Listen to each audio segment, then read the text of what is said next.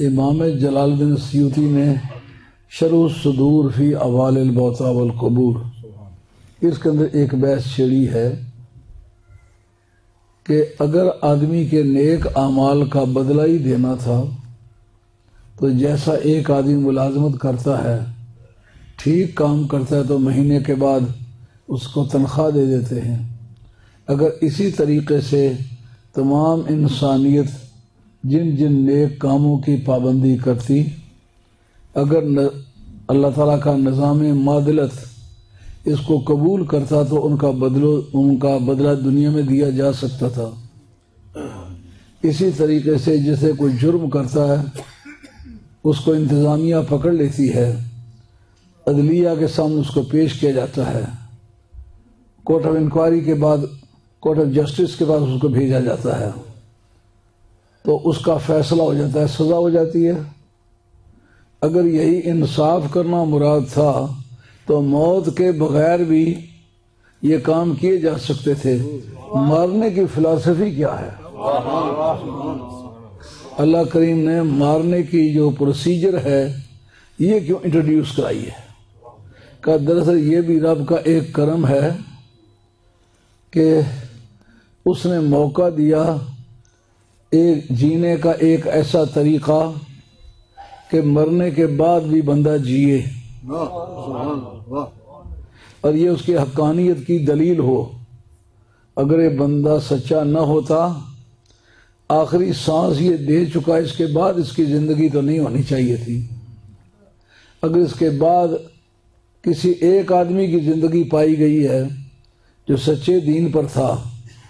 تو کسی چیز کی پاسبلٹی اور امکان ثابت کرنے کے لیے ایک نمونہ کافی ہے، وہ چیز ممکن ہوتی ہے۔ جیسے عیسیٰ علیہ السلام کو بغیر باپ کے پیدا کر کے رب نے یہ واضح کر دیا کہ بغیر باپ کے بیٹا پیدا کیا جا سکتا ہے، ممکن ہے، پاسبلٹی اسٹیبلش ہو گئی۔ اسی طریقے سے آدم علیہ السلام کو بغیر ماں باپ دونوں کے اللہ نے انسان کی صورت عطا فرما کے، زندگی عطا فرما کے انسانی ذمہ داریاں ان پر ڈالی ہیں، اس بات کے امکان کو واضح کرنے کے لیے کہ رب اس پر قادر ہے کہ بغیر ماں باپ کے بھی بچہ پیدا کرے۔ امکان تو اس طرح واضح ہو جاتا ہے۔ اگر کسی شخص کے مرنے کے بعد اس کی زندگی ثابت ہو تو پتہ چلتا ہے وہ زندگی جو خدا کی مراد ہے، جس کو خدا چاہتا ہے، اس نمونے کے بندوں کو وہ مل گئی ہے۔ جیسا سرکار کے ایک صحابی ہیں، ان کا اسم گرامی ہے ربیع بن خراش۔ آپ کے وصال کے بعد جناب سیدہ عائشہ رضی اللہ تعالی عنہا کے پاس ان کے چھوٹے بھائی حاضر ہوئے، وہ جو وفات پا گئے تھے۔ ان کو غسل دے کے، کفن دے کے جنازے کا انتظار کیا جا رہا ہے، لیکن بھائی ہے، مدتیں اکٹھے رہے ہیں، ایک گھر میں پیدا ہوئے ہیں، رات کو بچپنے میں اکٹھے سوتے رہے ہیں، دن کو اکٹھے کھاتے پیتے رہے ہیں۔ ان کی جدائی کو چھوٹے بھائی نے سختی سے محسوس کیا اور چارپائی پر بیٹھ کے رونے لگا۔ ربیع بن خراش رضی اللہ تعالیٰ عنہ نے اس نے اپنے منہ سے کفن ہٹا کے فرمایا، روتا کیوں ہے؟ میں نے خدا تعالیٰ کو اس سے زیادہ کریم پایا ہے جتنا میں سنا کرتا تھا، اور اگر تم مجھ سے کوئی بھلائی کرنا چاہتے ہو تو میں نے ایک بلی رکھی ہوئی تھی، وہ میرے بعد کئی دن تک کھانا پینا بند کر دے گی۔ لجپالوں کا مزاج ہے اپنے مریدوں یا طالب علموں یا مخلصین کو یاد رکھنے کے اپنے جانوروں سے کے پیار کی بھی وفا کرتے ہیں۔ اس کو کھلانے پلانے کی ٹرائی کرنا، وہ کھائے گی کچھ نہیں، 3 دن کے بعد مر جائے گی، لیکن جب تک اس کی دیکھ بھال کرتے رہو گے مجھے آسائش ملے گی۔ وہ بھائی گئے حضرت سیدہ عائشہ طیبہ طاہرہ سلام اللہ علیہا، ان سے جا کے بات کی کہ میرے بھائی نے کلمہ درود وغیرہ پڑھ کے آخری جو سانس لیا، ہم نے اس کے بعد ان کو غسل دیا، ان کی میت تیار کی، کفن دیا۔ اب میں بیٹھا ہوا رو رہا تھا تو انہوں نے منہ سے کفن ہٹا کے مجھے کہا روتا کیوں ہے،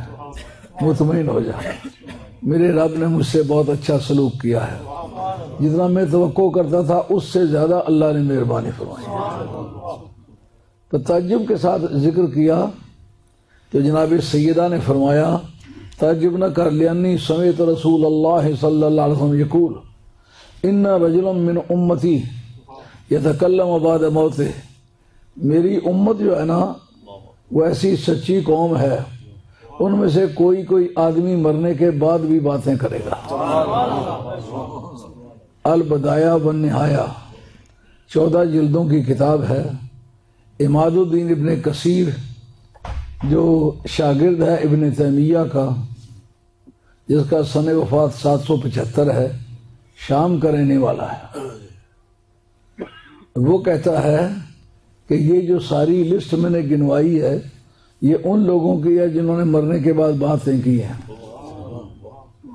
مگر وہ جو امام جلال الدین سیوطی نے ضابطہ باندھا ہے کہ نظام معادلت تو مارے بغیر بھی قائم کیا جا سکتا تھا، مارنے کی پروسیجر کیوں انٹروڈیوس کرائی ہے؟ کہا دراصل یہ موقع رب نے مہیا کیا ہے کہ کوئی آدمی اپنی سچائی کو واقعات کے ترازو پر تولنے کے لیے اسے موقع ملے۔ کیا زندگی میں کافر کہتا ہے میں حق پر ہوں، مومن کہتا ہے میں حق پر ہوں، یہودی کہتا ہے میں حق پر ہوں، نصرانی کہتا ہے میں حق پر ہوں، جتنے منکرین اولیاء اللہ ہیں وہ سارے کہتے ہیں ہم حق پر ہیں۔ مومن سچا اسے کہتے ہیں، اسے کہتا ہے کہ اب دونوں مرتے ہیں، مرنے دے، اگر مرنے کے بعد میں زندہ رہا تو میں حق پر ہوں،